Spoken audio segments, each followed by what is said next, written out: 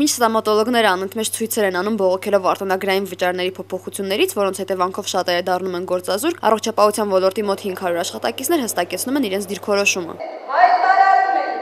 2013 թվականի փետրվարի 18-ի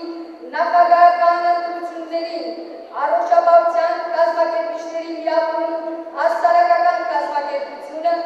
սատարում է Հայաստանի Հանրապետության գործող նախագահ Սերժ Սարգսյանին եւ ոչ է անում իր անդամներին ու համակիներին իրենց քվեն տալ նրա օգտին։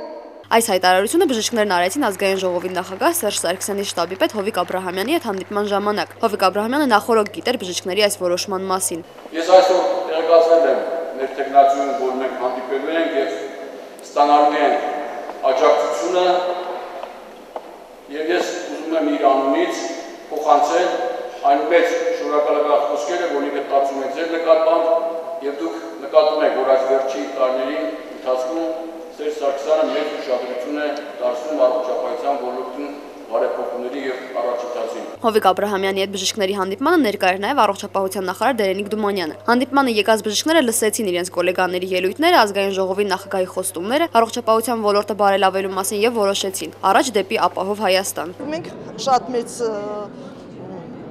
ոգևորությամբ մեր ձայնը կտանք մեր նախագահին Սերժ Սարգսյանին։ Նարինե Սարգսյան, Հովսեփ Հովսեփյան, IPV